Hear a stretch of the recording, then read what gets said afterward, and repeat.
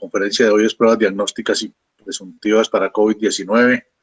Ahora digamos que va a empezar una etapa diferente de mayor apertura. Seguramente gana más espacio también el mayor cuidado y la mayor protección a todas las personas y a los trabajadores en las empresas que empiecen a abrir nuevamente sus operaciones de manera completa. Entonces, creemos que es un espacio importante pues para conocer todas las pruebas y la detección de este virus tan complejo que ha sido tan complicado a nivel nacional y a nivel mundial. Entonces, bienvenido, doctor Ceballos, muchas gracias por su participación, muchas gracias a la DGRESURA y entonces esperamos aprovechar este espacio de la mejor manera. Bienvenido, doctor Ceballos, tiene usted la palabra. Carlos, muchísimas gracias y buenos días a todos. Realmente agradezco mucho la invitación. El objetivo que tenemos hoy con esta charla es compartir con ustedes algunos aspectos técnicos en relación con las pruebas para el diagnóstico o la presunción del COVID-19 y vamos a hacer un pequeño avance del PRAS, que ahorita al final de la charla voy a procurar presentarles algo de esto, que es finalmente la estrategia con la cual el gobierno va a continuar haciendo vigilancia y procurando controlar el tema del contagio de COVID en las empresas a partir de este momento. Entonces, inicialmente veremos algunas cosas muy técnicas, pero yo creo que nos van a servir mucho a todos porque nos permitirán entender cuándo cada prueba tiene un espacio y cuándo de pronto no. Entonces, sin más preámbulos, voy a empezar a compartir la presentación. Permítanme. Muy bien. Un segundo. Aquí. Bueno. Muy bien. Confío en que todos estén viendo la pantalla. Las pruebas ayer indicaron Sí, que sí. doctor. Se ve Muchas perfecto. gracias. Se ve Muchas perfecto, gracias. doctor. Bueno, muy bien, listo. Entonces vamos a hablar de las pruebas para COVID. Recordemos, aquí hay una cantidad de situaciones tanto técnicas como jurídicas. Nosotros desde la ARL tenemos, por supuesto, como siempre, la responsabilidad de acompañarlos a ustedes en estos procesos hasta donde es nuestro alcance, por supuesto. Desafortunadamente no podría uno calificarlo. Los diferentes decretos concentraron muchos de los esfuerzos de la ARL hacia el sector salud, por supuesto, entendiendo que es un sector que está muy de cara a las personas que padecen COVID y está pues de frente, expuesto al riesgo, pero eso no limita los alcances y las posibilidades de nosotros como ARL en brindar el apoyo que podamos brindar en este tema y sobre todo apoyarlos en este proceso de reactivación que es tan importante. Muy bien, algunos datos, estos son datos de la semana pasada de ARL, estos no son datos de oficiales del país, sino de ARL específicamente. Aquí, para la fecha en que se sacó este pantallazo, teníamos confirmados en ARL solamente 37.500 casos prácticamente, habíamos tenido 30 fallecidos. De las pruebas teníamos ya 75.000 prácticamente pruebas negativas y se habían recuperado ya 7.000 personas. Contábamos en ese momento con 39.000 sospechosos. Dada la cobertura de ARL y de SUBRA en general, pues muchos de los casos se concentraban en Antioquia, aunque en centro también y en norte, en todo el país en general. Y por ciudades ocurría algo como muy semejante en su momento. Muy bien, vamos a entrar en materia y hablemos un poquitico primero que todo de la historia viral e inmunológica de la enfermedad por COVID. Un paréntesis, si ustedes tienen preguntas, por favor, déjenlas en el parqueadero o pónganlas en el chat y lo que haremos es, en el espacio final de esta charla, procurar responder las que alcancemos a responder. Bueno, mientras tanto vamos a continuar con la presentación. Bueno, muy bien. Entonces, esta historia natural es supremamente importante porque le ayuda a entender cuándo aparecen los síntomas, cuándo empiezan a ser útiles las pruebas. En general hablamos del día 1 como el día de la infección. A partir del día 2, entre el 2 y el 5, 7, empiezan a aparecer habitualmente los síntomas y empieza a ser positiva la prueba PCR, que es la prueba estándar, el gol estándar para el diagnóstico del COVID. Ahorita vamos a hablar más en detalle de esta y de las demás pruebas. Los casos graves habitualmente cuando se van a grabar empiezan entre el séptimo y el 10.º día. Importante entender que no siempre ocurre así. Solamente para que se hagan una idea, el 50% de los casos de COVID son asintomáticos. Y a partir del día 10 puede empezar a aparecer una prueba serológica o prueba rápida positiva, que es la IgM. Y la prueba serológica IgG, que es otro grupo de anticuerpos, puede empezar a aparecer como positiva a partir del día 14. Se considera que en los casos habituales, si una persona no ha presentado síntomas durante los últimos 3 días, a partir de ese momento la persona ya no es sintomática. Hasta hace mes y medio, 2 meses quizás, la recomendación del ministerio y en general de quienes manejan el tema, los infectólogos, era hacer una prueba de seguimiento. Pero hoy sabemos que no es necesario hacer pruebas de seguimiento. Una vez tenemos una prueba positiva y confirmado un diagnóstico, es suficiente con tener la claridad de que la persona ya no presenta, síntomas importantes, graves en los últimos 3 días, para considerar que la persona deja de ser contagiosa o infectante y puede reintegrarse a sus labores habituales. Eso se llama un retorno basado en síntomas. Bueno, muy bien. Los requerimientos de UCI, cuidados intensivos, empiezan a verse después del día 10, cuando esto ocurre. Y finalmente, en los casos en los que no hubo diagnóstico ni nada por el estilo, no hubo síntomas ni nada por el estilo, se recomienda que la persona permanezca aislada hasta el día 14. Habitualmente. Es muy interesante y curioso que la recomendación del ministerio suele ser más corto el periodo de aislamiento si yo tengo una prueba positiva en una persona asintomática o con síntomas leves. En este caso, uno toma en cuenta 10 días desde el inicio de los síntomas, y si los últimos 3 días la persona ha sido asintomática, ya es suficiente para poderse reincorporar al trabajo sin riesgo. En cambio, en los casos en que las pruebas son negativas, pero son contactos estrechos, puede alargarse hasta 14 días el aislamiento. Muy bien, entonces esto es importante tenerlo como claro, porque nos da una idea de en qué momento empiezan a servir las pruebas. Yo aquí quiero hacer otra anotación importante. Hace más o menos un mes empezaron a estar al acceso de todos nosotros las pruebas antigénicas. Son un tipo de prueba diagnóstica muy interesante, vamos a hablar ahorita nuevamente de ellas, pero estas pruebas finalmente son útiles hasta antes del día 11 de haber iniciado la infección. Después del día 11, las pruebas antigénicas no se consideran suficientemente sensibles y útiles para el diagnóstico de COVID. Muy bien. Esta gráfica, que puede parecer un poquito confusa para algunos, es muy interesante porque, y ahorita lo vamos a profundizar, nos permite entender qué detectan las pruebas y por qué unas pruebas son más precisas que otras. Entonces, aquí tenemos el resumen de las diferentes pruebas que se pueden realizar. Lo que vemos aquí en el centro, esta es la partícula viral, este es el virus, es un diagrama del virus. Por supuesto, no se lo imaginen igualito a esto, pero es el diagrama del virus.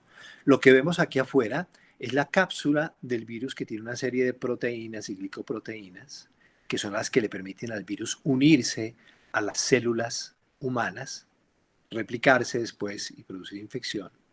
Y en el centro tenemos el material genético, genómico, o el RNA. Este es el núcleo del virus. Entonces, para tenerlo claro, 2 grandes componentes: la cápsula y el núcleo.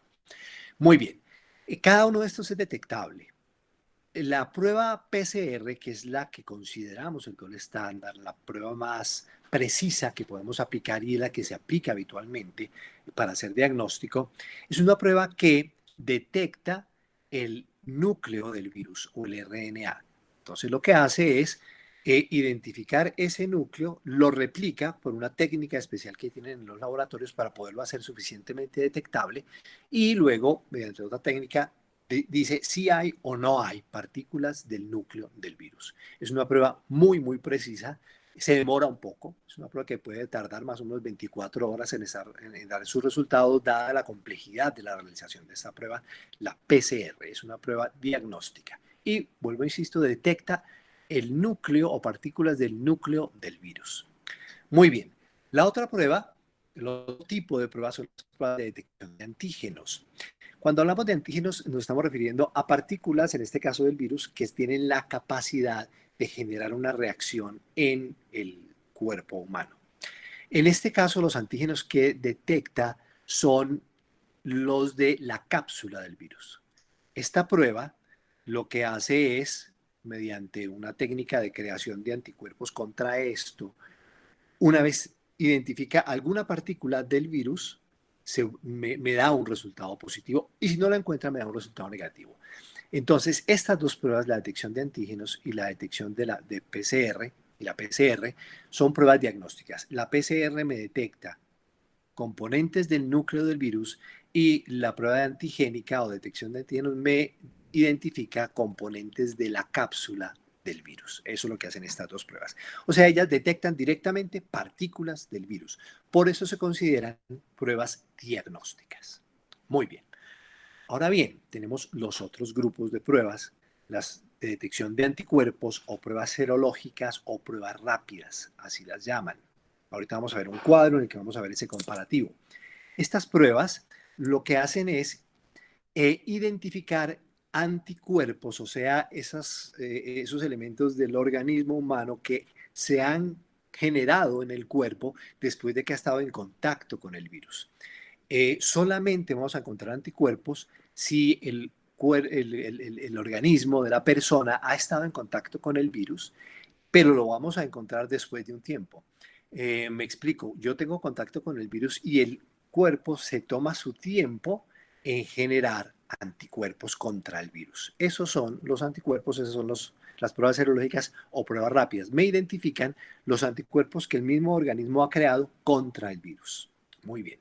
Esas son como las diferencias de los tres tipos de pruebas a las que tenemos acceso hoy. Llamamos pruebas diagnósticas a la prueba de antígeno y a la prueba de PCR y llamamos prueba rápida o prueba de anticuerpos serológica a esta y también son llamadas pruebas presuntivas. Muy bien. Entonces, en este cuadro resumimos, tenemos las pruebas diagnósticas, son la PCR y la prueba de detección de antígenos. Y las pruebas presuntivas son las pruebas de anticuerpo o las pruebas serológicas, que en algún momento y en algunos contextos llaman pruebas de tamizaje. Nosotros en ARL preferimos limitar el término de tamizaje a otro tipo de perspectiva, distinta a solamente las pruebas. Muy bien, entonces estos son los dos grandes grupos de pruebas. Vamos a explorar ahorita un poquitico más en detalle las diferencias entre estas pruebas. Lo que vemos aquí es este es un cuadro de la FDA de Estados Unidos que compara los tres tipos de pruebas. Nos parece muy útil y vamos a explorarlo. Primero, miremos los nombres, cómo se conoce cada una de estos tipos de prueba. La prueba molecular es la misma prueba PCR o RT-PCR. También le llamamos prueba diagnóstica o prueba confirmatoria o prueba viral o prueba de amplificación de material genético. Esta prueba, vuelvo, insisto, es el gold standard, es la prueba óptima para hacer diagnóstico de COVID-19. El otro grupo de pruebas, las pruebas de antígeno, son pruebas rápidas de diagnóstico que lo que me identifican son antígenos o partículas de la prueba. Se llama prueba rápida de diagnóstico, prueba para detección de antígeno viral o prueba antigénica. Cualquiera de estos nombres aplica para la prueba de detección de antígeno. La prueba de anticuerpos es la prueba serológica o prueba rápida, también se le ha dicho así, para detección de anticuerpos, prueba de tamizaje también le dicen, o prueba para detección de IgM, IgG. IgM e IgG son anticuerpos, anticuerpo IgM y anticuerpo IgG. Son esos elementos que crea el organismo para defenderse, en este caso, contra el virus, contra el COVID. Entonces, aquí están los posibles nombres por los cuales podemos conocer. Hay una técnica, y ahorita la vamos a ver, veamos que eso lo vemos aquí en la que sigue. ¿Qué tipo de muestra se requiere? Con el tipo de muestra yo puedo identificar qué tipo de prueba me están haciendo. En el caso de la prueba molecular o PCR o RT-PCR, la muestra que se toma es un aspirado nasofaringeo recolectado con solución salina. Entonces lo que hacen es pasarme una sondita por la nariz, va hasta la garganta, hacen un aspirado y lo conservan después en solución salina. O hacen un hisopado orofaringio. Hisopado es como coger un copito Johnson de esos larguitos. Hisopado orofaringio y nasofaringio utilizando un medio de transporte viral. En este caso, se toma la muestra detrás de la nariz o en la garganta y se guarda la muestra tratando de mantener ese virus vivo. Entonces, la solución salina permite que se mantenga vivo, así como este medio de transporte viral del que se habla aquí. Esa es la característica de la toma de la muestra de la prueba molecular o PCR. Si a nosotros nos hacen una toma de muestra de este estilo, es probable que nos estén haciendo una prueba molecular o una prueba de antígeno. La prueba de antígeno se hace en general con hisopado nasofaríngeo utilizando un buffer específico. Aquí hay una diferencia, ya les explico qué es esto de buffer específico. Aquí lo que hacemos es meter ese copito largo por la nariz, tomar la muestra, ¿verdad? Y se almacena en un elemento, un líquido, una cosa así que lo que hace es inactivar el virus. Entonces, aquí se mantiene vivo y aquí se inactiva. Es la diferencia cuando hablamos buffer específico, nos estamos refiriendo a un medio líquido en el que la muestra inactiva el virus, no lo desaparece, pero lo vuelve inactivo y ya no es infectante. Muy bien. La prueba de anticuerpos se toma mediante extracción de sangre. O sea, que si a mí me sacan sangre con una jeringa para hacer una prueba de COVID, lo que están haciendo es una prueba de anticuerpos. ¿Listo? Entonces, ahí tenemos las tres diferencias. Sabemos que si me toman sangre es serológica y sabemos que si nos están tomando muestras de la nariz o de la garganta, son pruebas diagnósticas que pueden ser o PCR o prueba antigénica. Bueno, ¿en qué momento se recomienda utilizar las pruebas? La PCR, que es la prueba diagnóstica por excelencia, se usa en infección temprana, puede empezar a ser positiva a partir del día 2, pero no se recomienda tomarla tan pronto. Si yo tengo síntomas que acaban de empezar, es muy frecuente que el laboratorio, las EPS y en general los médicos sugieran la toma entre el quinto y el séptimo día de la prueba. Porque eso garantiza que si es positiva va a ser realmente positiva. Entonces no tomarla inmediatamente, sino más o menos al séptimo día suele tomarse. Es óptimo entre el quinto y el 12º día del inicio de los síntomas, porque en ese momento la carga de virus, o sea, la cantidad de virus que hay en el cuerpo es un poquito más alta, pero empieza a disminuir con el tiempo. Entonces esos son como los días óptimos para tomar una PCR. Sin embargo, la PCR puede permanecer positiva en algunas personas durante mucho tiempo, sin que eso implique que la persona sea infectante. Quiero hacer esa anotación porque es supremamente importante. La prueba de antígeno es una prueba temprana y es muy útil antes de del 11º día. ¿Listo? Ya sea después del contacto estrecho o del inicio de los síntomas. Entonces, no se recomienda hacerla después del día 11. Es una prueba para ser relativamente rápido. La prueba de anticuerpos, en cambio, empieza a ser positiva después del día 11. En muchos casos, después del día 11, las personas ya no son infectantes, pero ya tienen anticuerpos y ya puedo empezar a detectar serológicas. Esto es muy importante porque cuando yo, por ejemplo, estoy haciendo pruebas serológicas en una población, en un grupo de personas, lo que estoy identificando es que estuvieron en algún momento en contacto con el virus, pero yo no estoy pudiendo identificar si están o no infectadas en el momento. Muy bien. Si se hace antes del día 11, es muy probable que la prueba salga negativa, incluso estando la persona infectada. O sea, yo puedo tener una persona con un COVID-19 positivo, florido, muy sintomático, y hacerle una prueba serológica y encontrarla negativa. Lo que no ocurrirá muy probablemente con una PCR, con una prueba de antígeno. Muy bien, ¿qué indican los resultados? La prueba molecular me diagnostica. Es decir, si yo tengo una prueba molecular o una PCR positiva, tengo COVID. ¿Listo? Ahora, sí puede ocurrir que esté en diferentes puntos de la evolución, por supuesto, pero tengo COVID, tengo el virus. Igual ocurre con la prueba de antígenos. Si esta es positiva, tengo el virus. Yo quiero aquí hacer una anotación. Yo puedo tener COVID y tener alguna de estas pruebas negativas. Eso puede ocurrir. ¿Cuándo es más frecuente que ocurra que estas pruebas salgan negativas teniendo yo COVID? Cuando soy asintomático, por ejemplo. Estas pruebas en personas que no tienen síntomas son un poco menos sensibles, tienen esa posibilidad de salir negativas incluso teniendo yo el virus. En una persona asintomática, quiero subrayar mucho eso.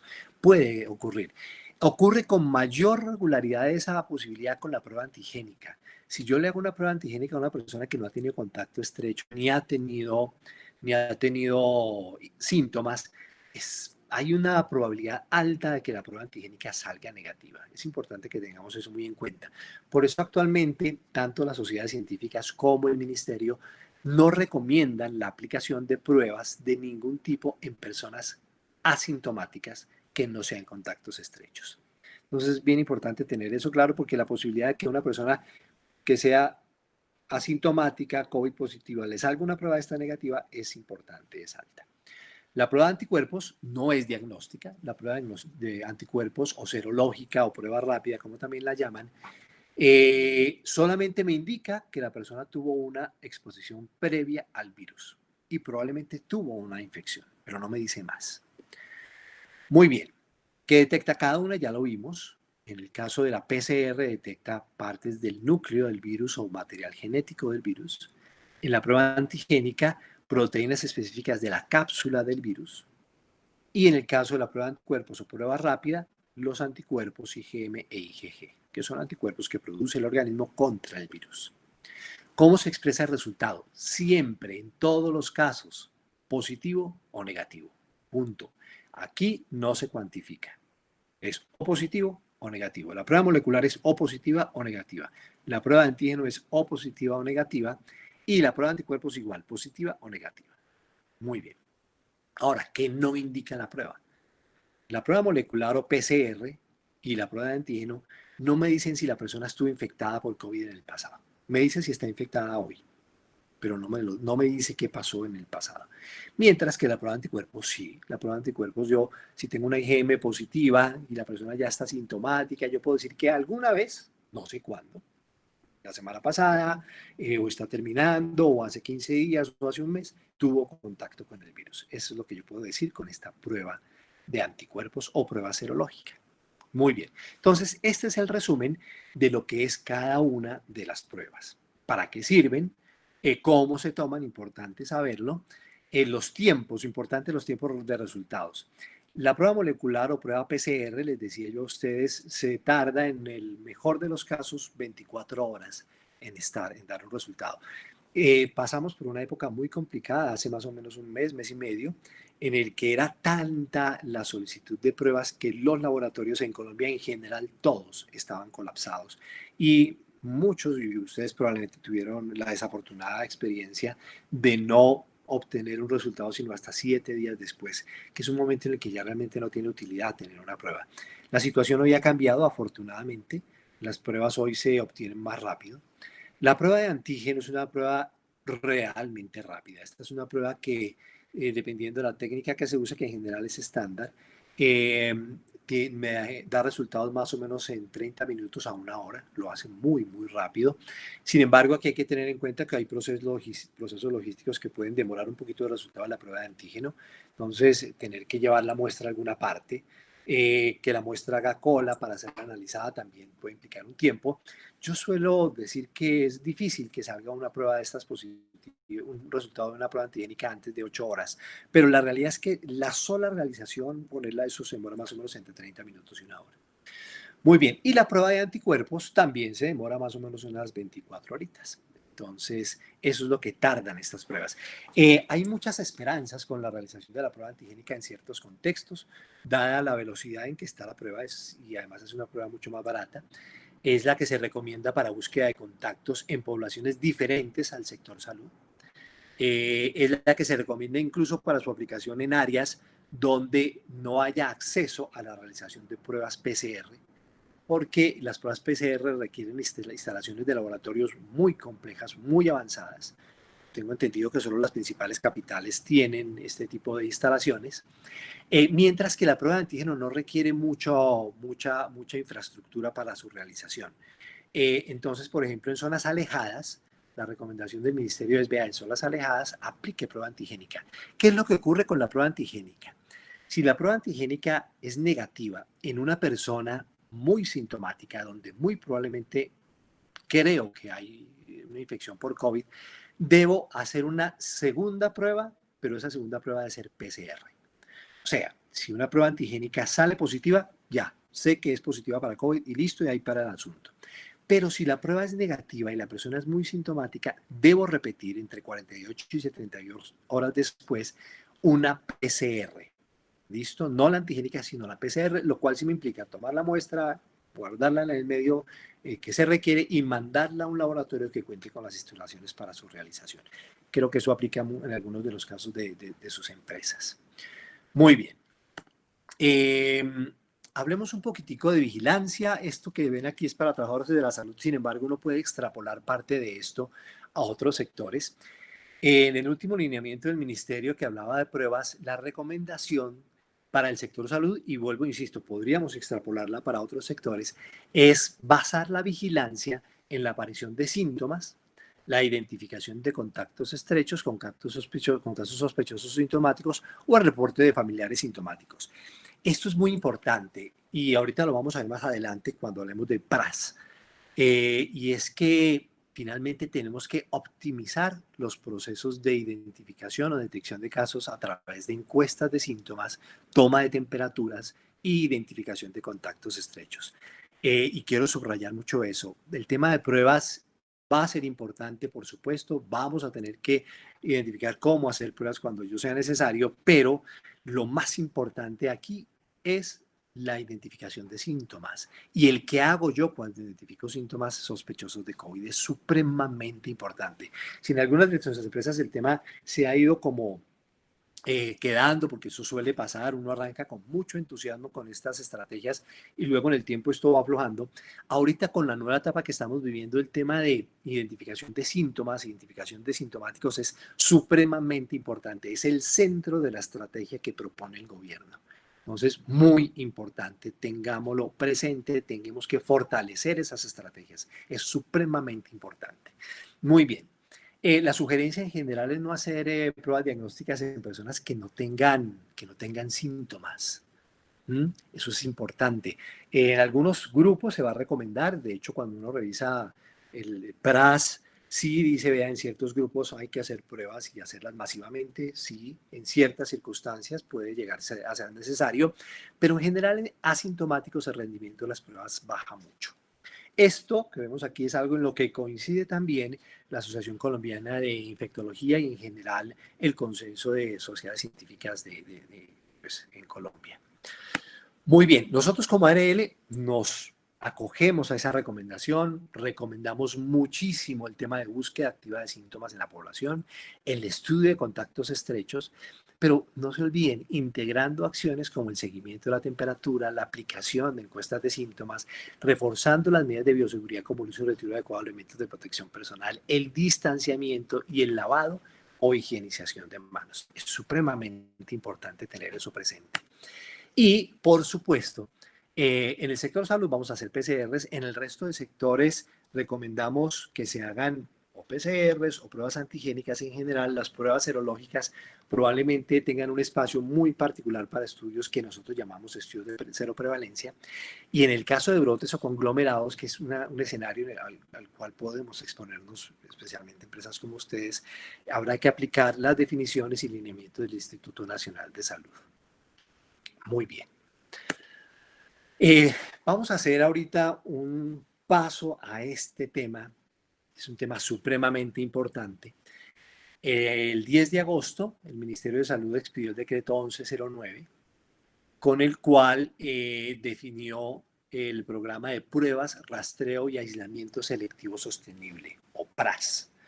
Cuando salió la semana pasada este lineamiento, antepasada incluso creo que fue así, lo miramos, lo revisamos y no vimos muchas cosas distintas a las que sabemos que hacer hoy, que hay que hacer hoy. Pero no veíamos tan cercano el proceso que estamos viviendo a partir de la próxima semana y en el caso de Bogotá a partir de mañana. Y es que vamos a reactivar muchas cosas con ciertas condiciones, pero vamos a empezar a vivir lo que han llamado una nueva normalidad. Y eso implica que este programa de prueba, rastreo y aislamiento selectivo sostenible es supremamente importante. Lo mencionó el presidente, aislamiento selectivo, lo han mencionado los medios de comunicación, el ministerio tiene la fe puesta en este programa y yo creo que en general todas las alcaldías y todas las entidades territoriales. Es fundamental. Y este programa es un programa que tenemos obligatoriamente que implementar todos. El decreto salió en agosto 10, pero ayer salieron las guías para la implementación de este programa. Salió una guía para las entidades que prestan servicios de salud, para las EPS salió una guía para las empresas y salió una guía para mandatarios, gobernadores, alcaldes y esto. A nosotros, y los invito a que la exploren, nos aplica la guía para empresas. Como les digo, salió ayer. No hemos tenido desafortunadamente el tiempo de estudiarla lo suficiente como para traerla a ustedes en detalle ahorita, pero quiero anunciarla, quiero que sepan que existe, que a partir de ayer está, que desde la ARL estamos estudiándola para identificar qué tenemos que hacer, qué tipo de apoyos tenemos que brindarle a nuestros afiliados frente a este tema. Pero finalmente es una guía específicamente la de empresas que todas las empresas van a tener que implementar. ¿Qué objetivos propone la guía? El principal objetivo de la guía en el caso de las empresas para el tema de prueba, rastreo y aislamiento selectivo sostenible es disminuir la velocidad de transmisión del COVID-19 rompiendo sus cadenas de transmisión de manera selectiva. Pero eso es lo que busca, es lo que veníamos haciendo con las cuarentenas y con todas esas cosas, pero ahorita es llevarlo a escenarios mucho más específicos, a escenarios de empresas, a escenarios de territorios particulares, y tenemos toda la responsabilidad de llevar eso. El aislamiento en PRAS es selectivo, porque no es una medida generalizada para toda la población. La idea es que aquí se aísle selectivamente a aquellas personas que son o casos o que son contactos. Llevándolo esto al escenario de una empresa, nos estamos refiriendo a lo siguiente: si yo tengo en mi empresa una persona que tiene síntomas compatibles con COVID, inmediatamente debe aislarse. A eso llamamos aislamiento selectivo. Se aísla a la persona que presenta síntomas. Y además, debo hacer un proceso muy juicioso de identificar contactos de ese sintomático para aislarlo también. A eso llamamos aislamiento selectivo. El aislamiento enfocado en quién tiene síntomas y posteriormente una prueba positiva y los contactos de esa persona que tuvo síntomas. En eso consiste. Es muy exigente, requiere cierta implementación de una estructura, de unos procedimientos que todas las empresas van a tener que implementar. Lo que se busca es que el aislamiento se asegure, es decir, que si hay que aislar a una persona, la aislemos y que ese aislamiento se haga durante los 14 días que se definieron. Los 14 días en este caso, y como les digo, esta guía salió ayer, entonces ya se casó con los 14 días. Lo que buscamos con ese aislamiento de 14 días es que se logre el objetivo de interrumpir la cadena de transmisión del virus. Ese es el objetivo de esos 14 días de aislamiento, tanto del caso o sintomático confirmado ya con COVID como prueba idealmente, y los contactos que hayamos identificado. 14 días de aislamiento. Muy importante. ¿Qué otra cosa hay que resaltar aquí? La guía hace otra cosa que es interesante y es que nos define los 3 tipos de contacto que puede haber. El contacto físico, que cuando uno mira los lineamientos previos del ministerio y algunos otros decretos y resoluciones no era como tan claro en mencionarse. Desde el decreto 1109, que es del que estamos hablando ahorita, ya se habla del contacto físico, del contacto que yo tengo a través de un saludo con la mano, un beso, un abrazo, eso llamamos nosotros contacto físico. Es uno de los tipos de contacto que hay que identificar. El otro es el contacto cercano, que es el contacto con convivientes o personas que tienen o con quien se tuvo conversaciones cara a cara a menos de 2 metros de distancia y por lo menos por 15 minutos sin protección, el que llamábamos contacto estrecho. Aquí en este documento, en esta guía, lo llaman contacto cercano. Y el contacto próximo, que es a más de 2 metros y por un periodo superior a 2 horas. Esto es nuevo. Si lo había mencionado ya de alguna manera el Instituto Nacional de Salud. Nosotros vamos a pedir aquí una aclaración porque aquí quedan muchas preguntas y voy a poner un ejemplo relacionado con el contexto de ustedes. Imagínense ustedes que estoy en una planta generadora donde tengo un área de 200, 300 metros de, de, de, de área y tengo ya 2 personas. Eso será contacto próximo, están a más de 2 metros, ¿verdad? y pueden estar por más de 2 horas. Y la pregunta es, ¿será eso realmente contacto próximo? ¿Será que tengo que estudiar eso como contacto estrecho? No lo sabemos. Aquí vamos a requerir una aclaración. Como les digo, esto salió ayer. Estamos compartiéndoles a ustedes algo muy, muy fresco que todavía tenemos que acabar de aclarar. Pero es importante que lo vayamos revisando. Muy bien. ¿A quién recomienda esta guía PRAS hacer pruebas? A los sospechosos o probables, o sea, esa persona que refirió síntomas en mi encuesta diaria, que tuvo fiebre o tiene fiebre, esa persona tendrá que reportarse a su EPS para iniciar el estudio. La EPS definirá si requiere o no prueba, ¿verdad? Eh, Luego vienen las personas o grupos de riesgo vulnerables. Aquí tenemos dudas, a todos los vulnerables hay que hacerle prueba, todavía no sabemos. Personas en grupos de riesgo, sí, es claro que en el sector salud hay que hacerlo. Hay que hacerlo en hogares geriátricos, hay que hacer pruebas, por supuesto. En cárceles hay que hacer pruebas. En esos grupos cerrados, probablemente ustedes tengan escenarios semejantes que habrá que revisar en su momento. Y por supuesto hay que hacer pruebas en los contactos. Entonces, si yo tengo en mi empresa una persona sintomática y hago el estudio de contactos e identifico una serie de contactos estrechos en la medida de lo posible o cercanos, como estábamos hablando ahorita, habrá que hacerle prueba a esas personas. Es otra de las definiciones que tiene esta guía para empresas del PRAS. Muy bien. Finalmente, aquí estamos viendo los pasos que propone la guía para investigar los casos y rastrear los contactos. Sugiero que se familiaricen con esto. Vuelvo, insisto, está en la guía. Lo primero que hay que hacer es presentarse y obtener información básica del caso. Eso es importante. Entonces se me reporta el trabajador, lo hará por teléfono probablemente, me dirá que está enfermo, que tiene fiebre, que amaneció con dolor de garganta y que tiene una tos. Eh, lo que deberá hacer la empresa es recoger una información básica de esta persona, mucha ya la tiene, pero otra como el inicio de síntomas y estas cosas va a ser importante que la recojan. La guía tiene una serie de formatos que son interesantes y pueden ser útiles para esto. Se debe indagar el periodo infeccioso del caso, es decir, preguntarle a esta persona hace cuánto está infectando, cuándo está, perdón, sintomática, porque probablemente sea el periodo en el que ha estado infectando. Y tengo que empezar a identificar contactos, o sea, preguntarle a esta persona con quién estuvo en contacto durante ese periodo de infección. Finalmente, una vez identifique esos contactos, debo aislarlos al caso y a los contactos. Ofrecer, por supuesto, el apoyo, iniciar el rastreo de contactos, llamarlos a los contactos, informarles sobre exposición, preguntarles sobre síntomas, darles instrucciones sobre la cuarentena, o sea, el aislamiento del que hablamos, e implementar los seguimientos regulares. Esto es lo que debería hacer una empresa. Paralelo a esto está lo que deben hacer las entidades de salud, ¿verdad? Las ARL, las EPS, aquí hay una serie de cosas como hacer pruebas, como abrir expedientes, todo ese tipo de cosas. Pero la empresa esto es lo que tiene que hacer. Identificar el caso, identificar su periodo de contagio, identificar sus contactos, aislar a las personas, acompañarlas en el tema de la cuarentena y hacer seguimientos regulares.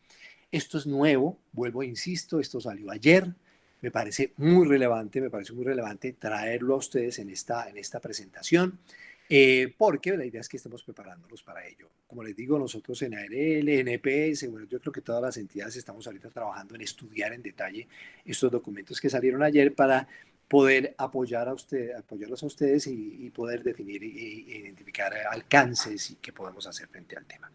Muy bien, era esta la presentación, la conversación que queríamos tener con ustedes. Les agradezco mucho. Vamos a aprovechar que nos quedan unos minutos para responder algunas preguntas.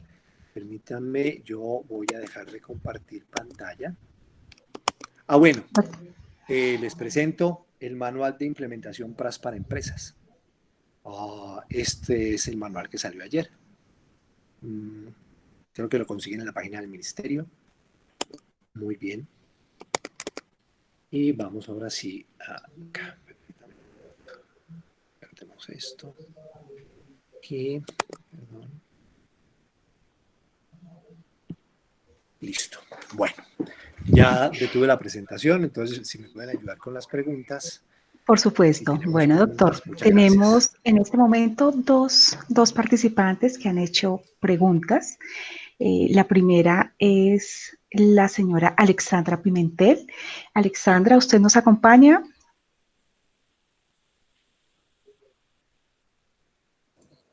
Hola, sí, buenos días. Buenos días. Adelante con su pregunta, Alexandra. Gracias. Bueno, mi pregunta es relacionada. Nosotros en la empresa tuvimos casos positivos. Afortunadamente, ninguno pues grave de hospitalización o traslado a la UCI, pero tuvimos al principio, nuestros casos empezaron el mes pasado y pues todavía las EPS eran un caos. Y la prueba, la persona no se la tomaron en el tiempo específico. Sin embargo, nosotros optamos pues para tener la precaución o mayor certeza hacer la prueba PCR y la persona un mes después de haber presentado síntomas nos dio positiva la prueba.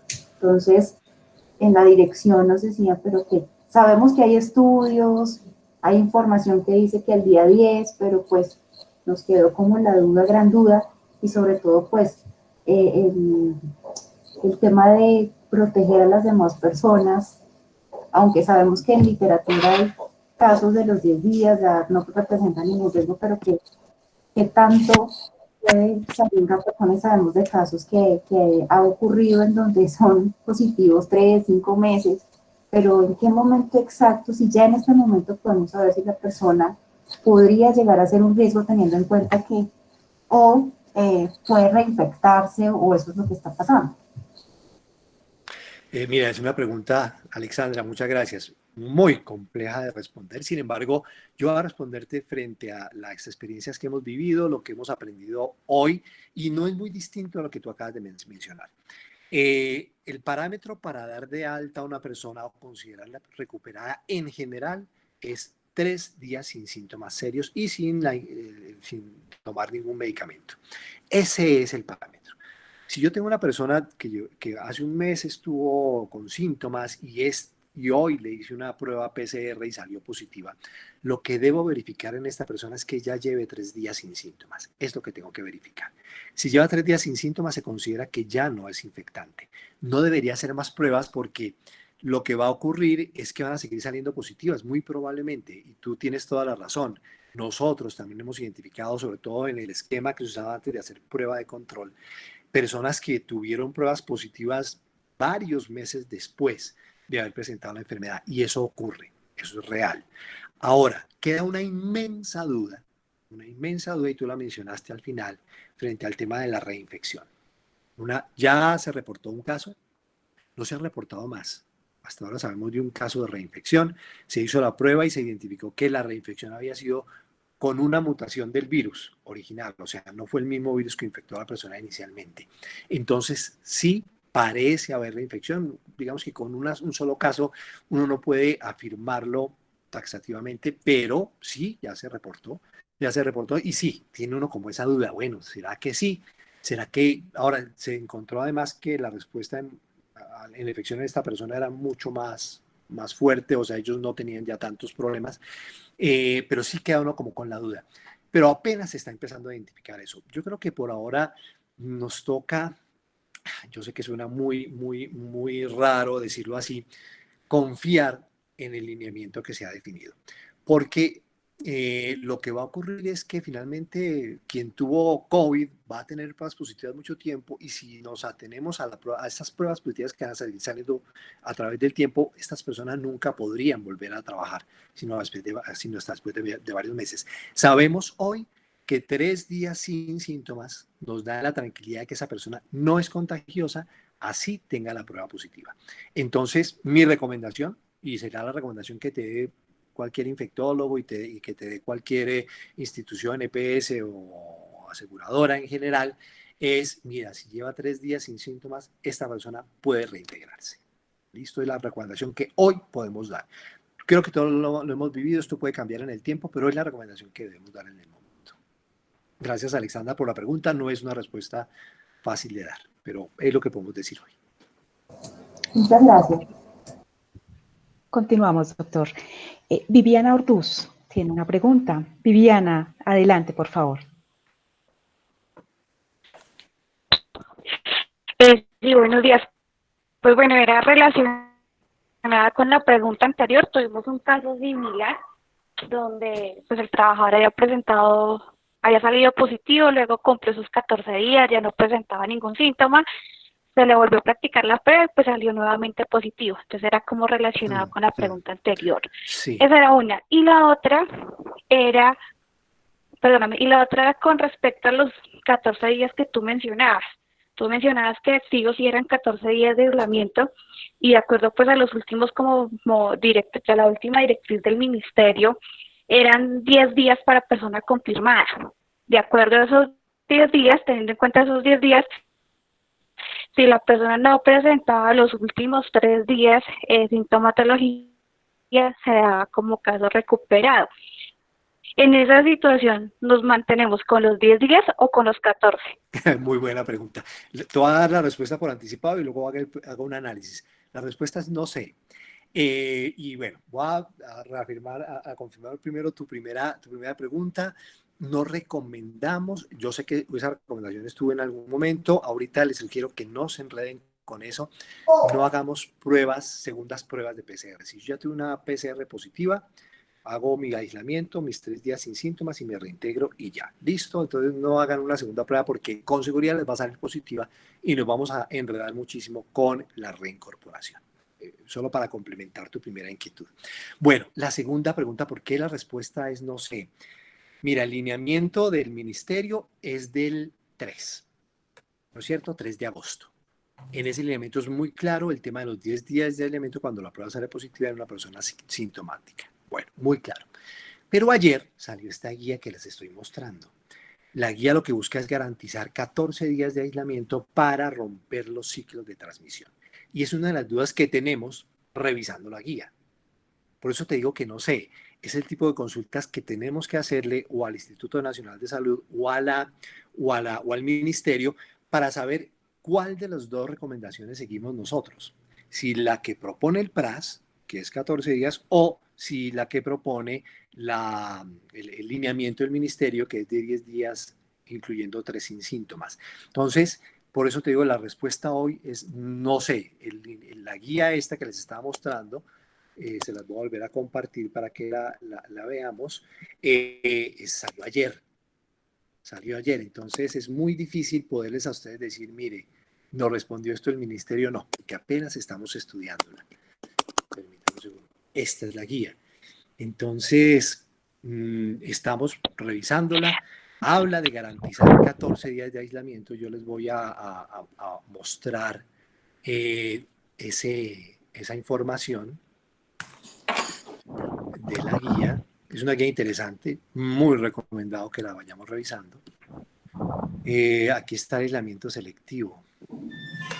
Miren esto, se los voy a resaltar. Para que la estrategia PRAS... Sí, dale. Claro, perdón que te interrumpa. Y ese es otro punto, digamos, ahí estaría por encima, digamos, la resolución 666 o esta guía, porque de acuerdo a la 666, lo que yo comprendí, lo que tenía entendido, era que el cerco, una vez, identificó la persona sintomática, digamos en el caso de nosotros como empresa, una vez se identifica la sintomática, realizamos un cerco preventivo, pero aquí todavía no enviamos aislamiento a las personas, sino lo tenemos identificado en el fin de saber cómo reaccionar, cómo organizar las cuadrillas de trabajo. Este cerco sale de aislamiento una vez se ha confirmado el caso como positivo. Veo que aquí la guía también ya adelanta a que se saque aislamiento una vez sea la persona sintomática. Sí, señora. Mira, y aquí son preguntas solamente. Son preguntas porque creo que ahorita no tenemos todavía elementos para responderte. Primero tú estás hablando de una resolución. Aquí estamos hablando del decreto 1109. Y pues el decreto, tú sabes, en esa jerarquía de normatividad, pues tiene más peso que la resolución. Y además es más reciente, es del 10 de agosto. Aquí es donde se lanza el PRAS. ¿Listo?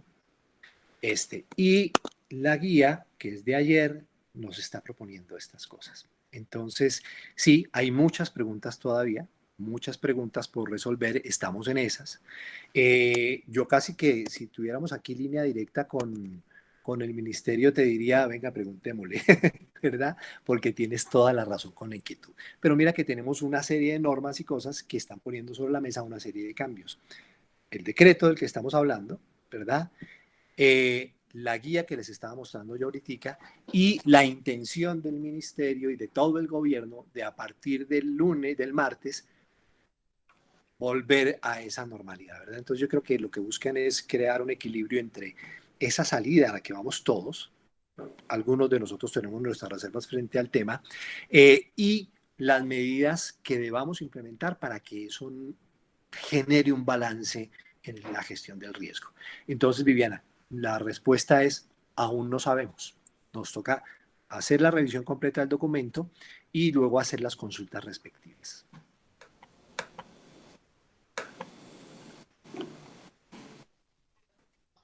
Vale, muchas gracias. Viviana. Doctor Ceballos, tenemos otras preguntas. El señor Fabián Londoño. Señor Fabián, adelante. Buenos días a todos. El tema de la práctica de deporte.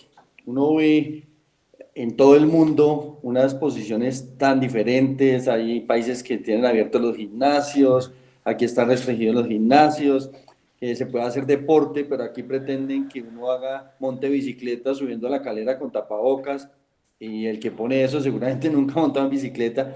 ¿Qué hacer con la práctica de deporte? O sea, ¿cuáles son las que uno podría hacer con menor riesgo? Porque creo que aquí es un poco la conciencia ya individual, más que los alineamientos que dan las autoridades, que a veces uno los ve en contraposición de otras, es qué deportes puedo practicar yo que me generen menos riesgo y cómo hacerlo. Sí, mira, aquí la palabra clave es distanciamiento. Ok. Esa es la palabra clave. Cualquier deporte que me permita un distanciamiento adecuado y que me permita no exponerme a espacios cerrados es óptimo. Entonces vámonos al caso de los gimnasios. Si yo me voy a un gimnasio donde no puedo mantener el distanciamiento de 2 metros y además no hay una adecuada ventilación natural, estoy corriendo un riesgo alto. Eso es clarísimo, clarísimo. Si yo lo que voy a hacer es montar bicicleta, que probablemente no podrá dejar de hacerse con mascarilla, habrá que buscar la mascarilla óptima, que no sé si exista. Claro que puedo hacer ciclismo, pero solo, o con el distanciamiento que se requiere en estos casos. Entonces aquí el secreto es ventilación y distanciamiento. Es lo que debo buscar yo en el tema del deporte o de la actividad física en general. Entonces, por ejemplo, los partidos de fútbol, no. Las de básquetbol tampoco. No. Pero el tenis, por ejemplo, uno no El entiende por tenis. qué tuvieron que poner una tutela para que la autorizara la alcaldía si el tenis es aislado y no hay contacto. Sí, mira, muy interesante. Yo sospecho que el tenis a partir del lunes sí, y yo creo que voy a volver a ver la consulta y todo, porque Claro. es lógico, yo tengo un distanciamiento de más de 2 metros, estoy en un espacio abierto, ¿no es cierto? Cuando uno lo mira desde la óptica de mantener distanciamiento y una adecuada ventilación, uno dice, chévere, podría ser perfectamente. Pero pues aquí hay que combinar ambas cosas y desafortunadamente sí tenemos que acatar las recomendaciones y normatividad de las autoridades. Ahí sí, así no sean suficientemente razonables, no vale la pena exponernos a situaciones incómodas por no acatar ciertas cosas, aunque no nos parezcan muy razonables. Claro. Muchas gracias. Con mucho gusto. Bueno, Carolina Cubides tiene una pregunta. Carolina, adelante, por favor, con su pregunta.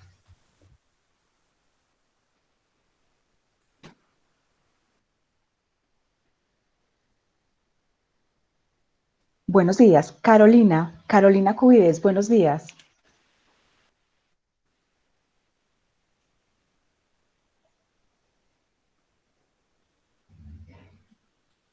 Bueno, voy a leer, doctor Ceballos, voy a leer la pregunta que nos hizo Perfecto. Carolina. Dale. Dice, buenos días, tengo un caso de una líder de módulo que presentó síntomas y la prueba arrojó positiva para COVID-19.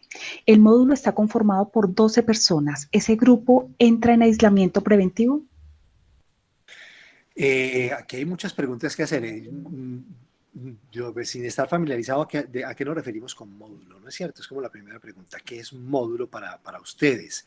es un espacio de qué tamaño, hubo el distanciamiento recomendado en este caso, había barreras, hubo contacto físico o no hubo contacto físico. Es decir, hay una cantidad de preguntas que hay que hacerse antes de hacer eso. Porque, voy a explicarme, si en este módulo hubo 3 personas y es un módulo en el que estuvieron suficientemente distanciadas, uno diría, bueno, probablemente no, ¿verdad? ¿Cuánto tiempo estuvieron juntas? No sé, 2 horas, 4 horas, 12 horas, compartieron otros espacios. Cuando uno habla de búsqueda de contactos estrechos, el dato de la ubicación espacial es supremamente importante, pero es el dato con el cual yo comienzo a hacer el análisis. Entonces, debo saber cuál es el tamaño de este módulo, qué distanciamiento tenían, cuáles eran las características de ventilación del módulo, qué tipo de contacto pudo haberse dado en ese módulo, y así, y no solo en ese módulo, me extiendo un poco más, en esos espacios que no son el módulo. Ocurre mucho en el sector salud, las cafeterías, las zonas de descanso, qué tanta interacción pudo haber habido ahí, qué tanto contacto pudo haber habido ahí. Entonces, no se trata de tomar decisiones automáticas, sino de hacer un buen análisis. Y le recomiendo mucho hacer ese análisis porque habrá casos en los que identifiquemos personas que no fueron contactos estrechos ya y listo, no lo fueron y no tengo por qué aislarlas. Pero es probable que sí tenga personas que fueron contactos estrechos, ¿verdad? Y requerirán todo el proceso de aislamiento y de pruebas y todo lo que se requiere en estos casos.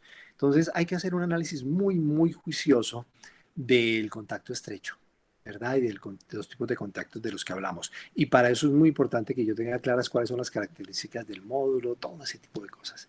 No es tan sencillo como decir es que están en el módulo y todos se aíslan, no necesariamente. Tenemos que saber qué tipo de interacción hubo ahí y todo lo que les comentaba. Distanciamiento, el uso de mascarilla, la limpieza y desinfección de superficies. Bueno, hay muchas cosas que hay que revisar. Gracias, doctor. Continuamos. Juan Sebastián Espitia tiene una pregunta. Juan Sebastián, adelante, por favor. Buenos días. Buenos Mi nombre días. es Marta Ruiz, es que estoy conectada con otro perfil, pero mi pregunta es con referencia a qué procedimiento se debe realizar para el retorno a las labores de las personas que fueron positivos y realizaron el aislamiento o fueron contacto estrecho y realizaron de todas formas también el aislamiento. ¿Cuál es ese procedimiento para retornar a las labores?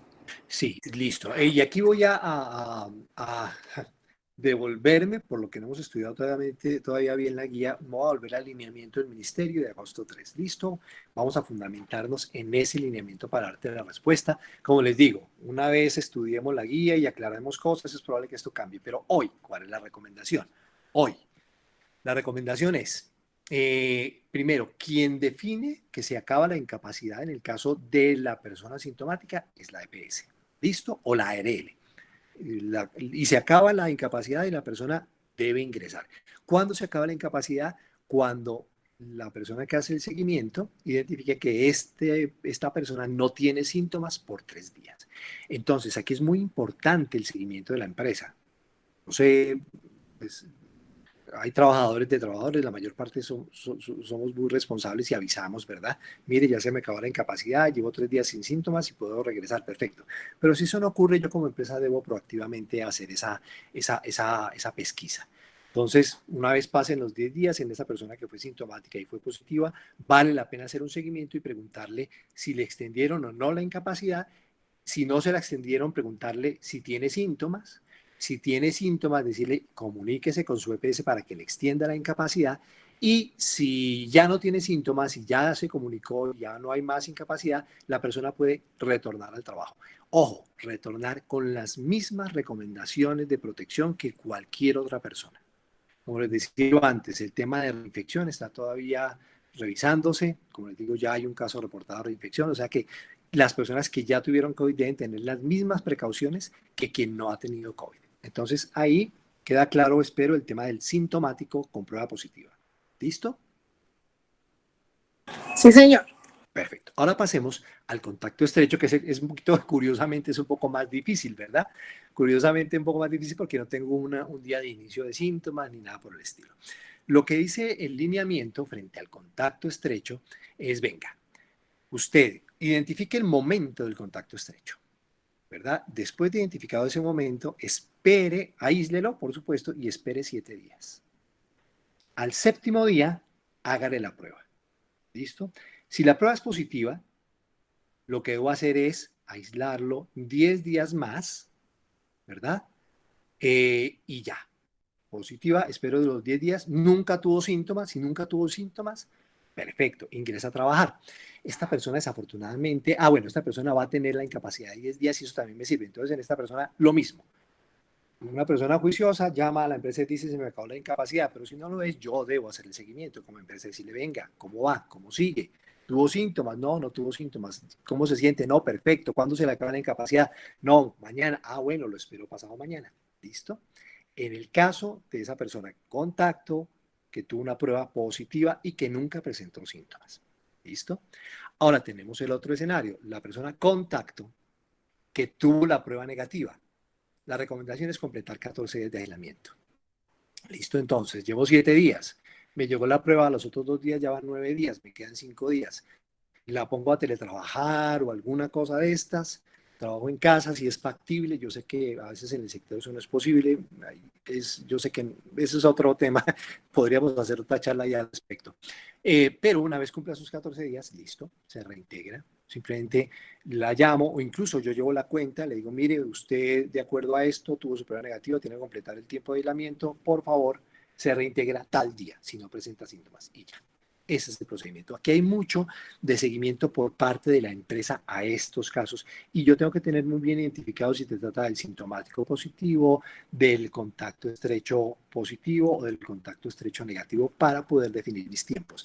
Nosotros con las IPS que manejan esto y los médicos les decimos, venga, tenga siempre un calendario a mano. Ponga la fecha de inicio de síntomas o la fecha de contacto, la fecha de prueba y con eso haga cuentas. Es la recomendación que les hacemos a ustedes también. No sé Muchas si ya gracias. queda claro. Sí, señor, muchas gracias. Perfecto. Doctor, tenemos una pregunta del señor Mario Hernández. Si tengo contacto con una persona confirmada con COVID, ¿al cuánto tiempo puedo empezar a presentar síntomas? Sí, muy buena pregunta. Lo primero, el 50% de los casos no presentan síntomas. O sea, puede ocurrir que no presente síntomas nunca. ¿Listo? Así sea positiva, así se haya infectado. Se ha visto que los síntomas pueden empezar incluso 14 días después del contacto. Por eso es que hablan de 14 días de aislamiento, tratando de alargar al máximo el periodo de tiempo. Y esa es no la norma, ese es el promedio general. Entre el 7º y el 14 día del contacto aparece la enfermedad. 7º a 14º día en la gran mayoría de personas que van a tener síntomas. Pero es en la gran mayoría, que hablamos de probabilidades, hablamos de porcentajes y conocemos de casos, ustedes creo que también los han visto, de personas que tuvieron un contacto y hasta después de 20 días o un mes no empezaron a tener síntomas y los hemos visto. Entonces, cuando uno habla de esto, habla de porcentajes y de probabilidad. Y creemos que el grueso, el mayor porcentaje de personas los presentarán entre el 7º y el 14º día del contacto. La mayoría de personas. Algunos nunca lo presentarán, la mayoría de hecho, nunca lo presentarán y otro tanto los presentarán después. Así es esta enfermedad y así son todas. No puede dar uno fechas exactas ni tiempos exactos. Gracias. Tenemos una última pregunta. La señora Perfecto. Ángela Juliet Varela. Adelante, señora Ángela.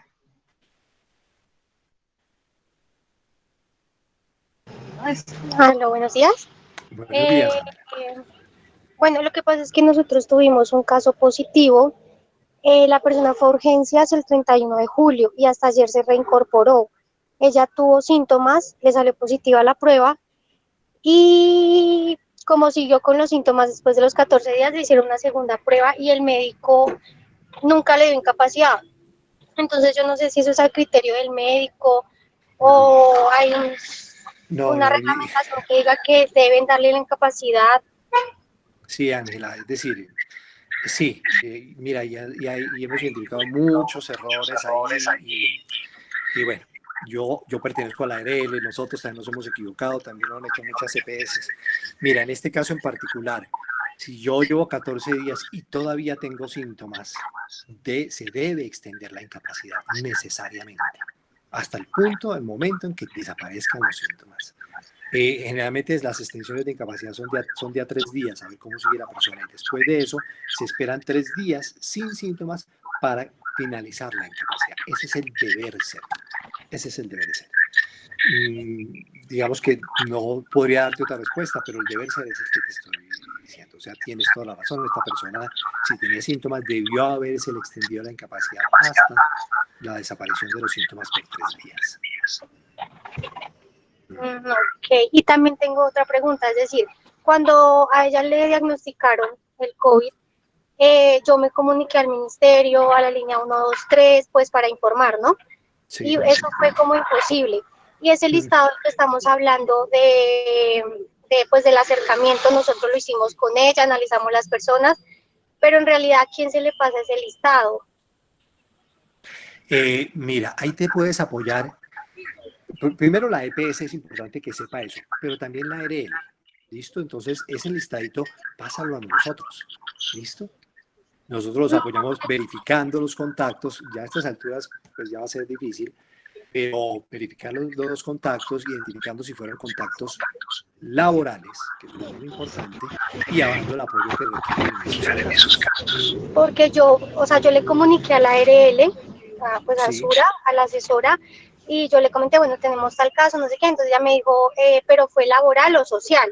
Entonces, pues de Esa es la acuerdo pregunta, al contacto que ella tuvo, ella me dijo que era social, ¿sí? Ya. Entonces, ella me dijo, no, si es social, eso es con la EPS, no es con nosotros. EPS. Sin embargo, mándanos un correo, pues notificándonos que nosotros teníamos una persona positiva. Se mandó el correo, pero pues digamos que ahí se quedó. Ya, ¿ustedes hicieron estudio de contactos estrechos? Sí, señora. ¿Y el listado lo tuvieron? ¿Lo tienen? Lo tenemos, sí, señor. ¿Y de cuándo es?